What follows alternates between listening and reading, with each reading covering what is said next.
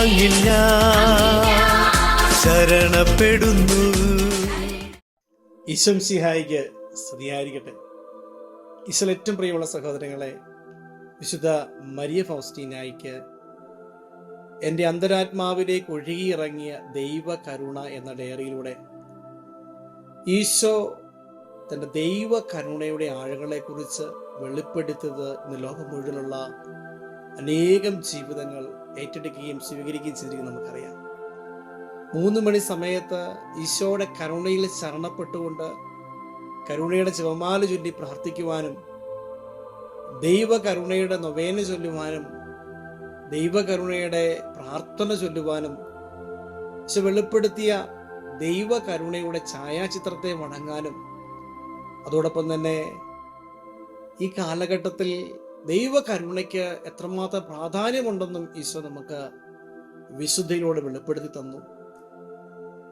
ഈശോ വിശുദ്ധിയോട് പറഞ്ഞു, ഞാൻ കരുണയുടെ രാജാവാണ്. ഈസ്റ്റർ കഴിഞ്ഞു വരുന്ന ആദ്യ ഞായറാഴ്ച ദൈവ കരുണയുടെ ഛായാചിത്രം പരസ്യമായി പ്രദർശിപ്പിക്കണമെന്ന് ഞാൻ ആഗ്രഹിക്കുന്നു. ആ ഞായർ കരുണയുടെ തിരുനാളായിരിക്കണം. മാംസം ധരിച്ച വചനത്തിലൂടെയാണ് എൻ്റെ അത്യഗാധമായ കരുണയുടെ ആഴത്തെ ഞാൻ വെളിപ്പെടുത്തുന്നത്. മാംസം ധരിച്ച വചനത്തിലൂടെയാണ് എൻ്റെ കരുണയുടെ അത്യഗാധമായ ആഴത്തെ ഞാൻ വെളിപ്പെടുത്തുന്നതാണ് ഈശോയുടെ വിശുദ്ധിയിലൂടെ നമുക്ക് പങ്കുവച്ചു തരുന്നത്.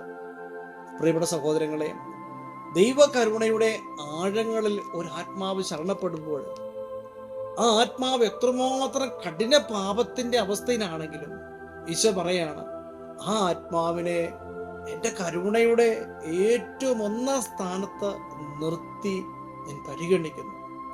അതോടൊപ്പം തന്നെ ദൈവ കരുണയുടെ ഭക്താനുഷ്ഠാനങ്ങളിൽ ഏറ്റവും കൂടുതൽ നീ ശ്രദ്ധിക്കേണ്ടത് ദൈവകരുണയുടെ തിരുനാളിനെ കുറിച്ചാണ്.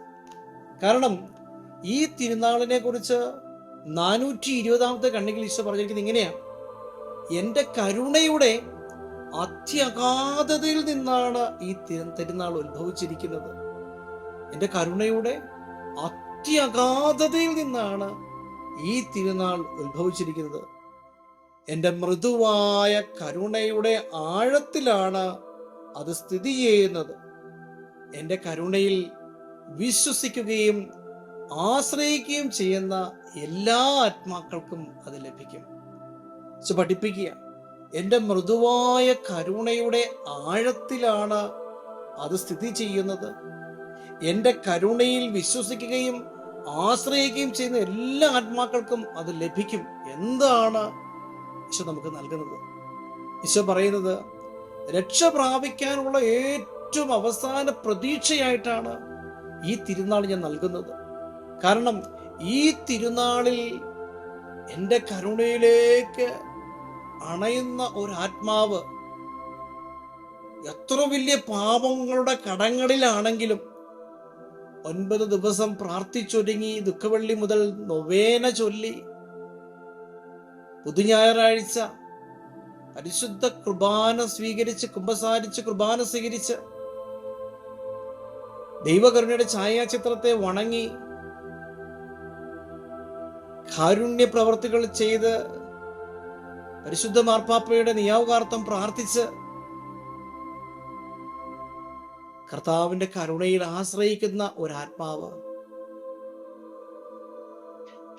എല്ലാ കടങ്ങളുടെയും പാപങ്ങളുടെയും ശിക്ഷയുടെയും മേൽ നിന്ന് കർത്താവ് മോചിപ്പിക്കുന്നുവെന്ന് വിശുദ്ധ ഫൗസ്റ്റീനോട് വെളിപ്പെടുത്തിയിരിക്കുന്നത്. ദൈവകരുണയിൽ ശരണപ്പെടാൻ ആഴമുള്ളൊരു ഹൃദയത്തോടെ നമുക്ക് ദാഹിക്കാം. അനുതാപമുള്ളൊരു ഹൃദയത്തോടെ നമുക്ക് ദാഹിക്കാം. ഈശോയുടെ കരുണയ്ക്കൊന്നിന് മാത്രമേ നമ്മളെ രക്ഷിക്കാൻ കഴിയൂ എന്ന് നമ്മൾ വിശ്വസിക്കാം. Because this is the last hope of salvation.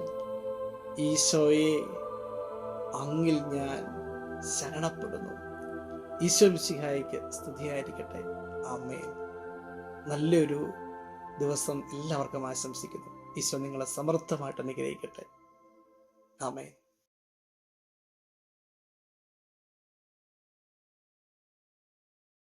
ഈശോയേ, അങ്ങിൽ ഞാൻ ശരണപ്പെടുന്നു.